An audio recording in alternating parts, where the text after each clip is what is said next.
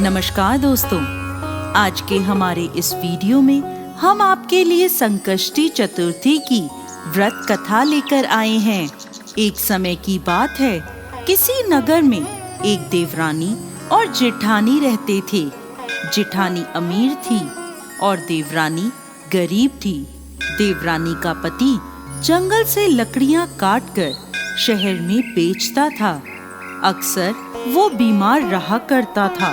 वहीं देवरानी जेठानी के घर का सारा काम करती थी।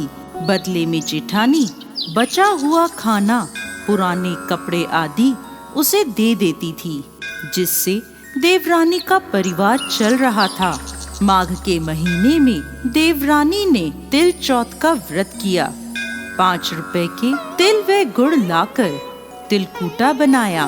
पूजा करके तिल चौथ की कथा सुनी और तिलकूटा छीके में रख दिया और सोचने लगी, चांद उगने पर तिलकूटे का भोग लगाकर ही कुछ खाऊंगी। कथा सुनकर वो अपनी जेठानी के घर चली गई। खाना बनाकर उसने जेठानी के बच्चों से कहा, खाना खा लो। तो बच्चे बोले, जब माँ खाएगी हम भी तभी खाएंगे। फिर उसने अपनी जेठ से खाना खाने को कहा तो वह भी बोले, मैं अकेला नहीं खाऊंगा, सबके साथ ही खाऊंगा। जेठानी ने देवरानी से कहा, आज तो घर में अभी तक किसी ने खाना नहीं खाया, मैं तुम्हें पहले खाना कैसे दे दूं? तुम कल सुबह जल्दी ही बचा हुआ खाना ले जाना। देवरानी के घर पति और बच्चे सभी आस लगाए बैठे थे कि आज तो त्योहार है, माँ आएगी तो पकवान आदि खाने को मिलेंगे। परंतु जब बच्चों को पता चला कि आज तो सूखी रोटी भी नहीं मिलेगी, तो बच्चे रोने लगे। उसके पति को बहुत गुस्सा आया। कहने लगा, सारा दिन काम करके 2 रोटी भी नहीं ला सकती तो काम करने का क्या फायदा? ऐसा कहकर गुस्से में उसने अपनी पत्नी को कपड़ा धोने के डंडे से मारा। डंडा टूट गया तो उसने उसे पट्टे से मारा। वो बेचारी गणेश जी महाराज को याद करती रोती रोती पानी पीकर सो गई। उस दिन गणेश जी महाराज उसके सपने में आए और बोले, धोवना मारी, पाटा मारी, सो रही है या जाग रही है? वो बोली, कुछ जाग रही हूँ, कुछ सो रही हूँ। तब गणेश जी बोले, मुझे भूख लगी है, कुछ खाने को दो। तब वह बोली, क्या दूं? मेरे घर में तो अन्न का एक दाना भी नहीं है। थोड़ा सा पूजा का तिलकूटा छीके में पड़ा है, आप वो खा लें। तिलकूटा खाकर गणेश जी बोले, धोवना मारी, पाटा मारी, निपटाई लगी है, कहाँ निपटूं? वो बोली, ये पड़ा घर, जहाँ इच्छा हो निमट लो। फिर गणेश जी बोले, अब कहाँ पोंछूं? तो वह गुस्से में बोली, कब से तंग कर रहे हो? मेरे सर पर पोंछो और कहाँ पोंछोगे? सुबह जब उसकी नींद खुली तो वो हैरान रह गई।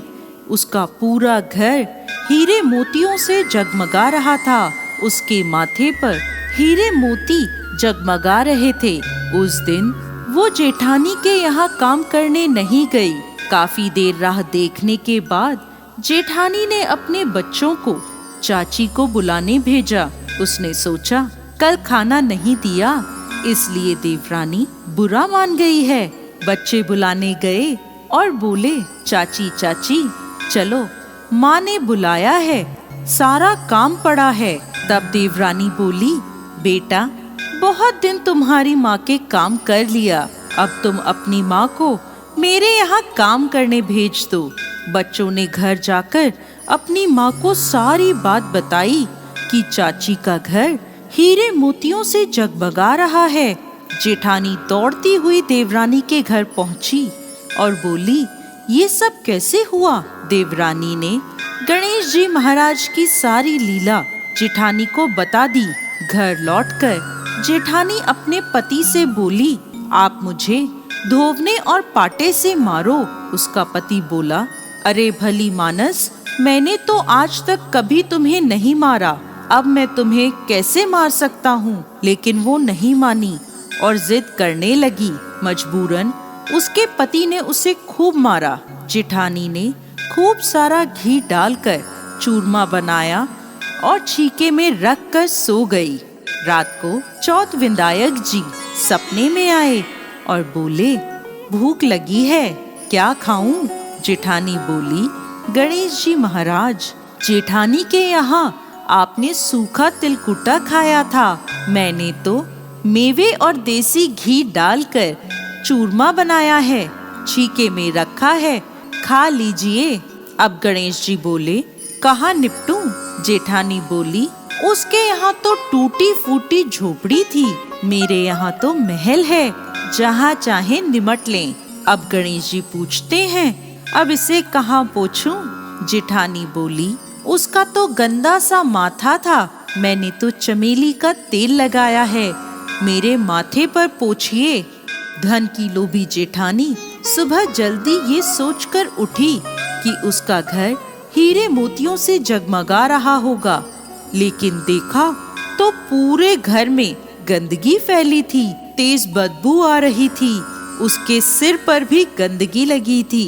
वो बोली, हे गणेश जी महाराज, ये आपने क्या किया? मुझसे रूठे और देवरानी पर टूटे। जेठानी ने सफाई करने की बहुत कोशिश करी, परंतु गंदगी और फैलती गई।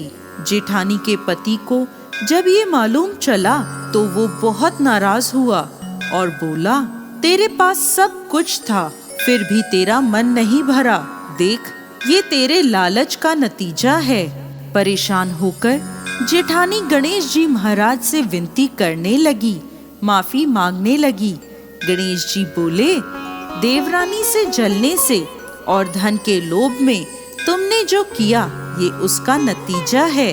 इस प्रकार जेठानी को सबक सिखाते हुए गणेश जी महाराज ने अपनी माया समेट ली। हे गणेश जी महाराज, जैसे देवरानी पर कृपा करी वैसे सब पर करना। कहानी कहने वाले, सुनने वाले और हुंकारा भरने वाले सब पर कृपा करना, और जेठानी को जैसी सजा दी वैसी किसी को मत देना।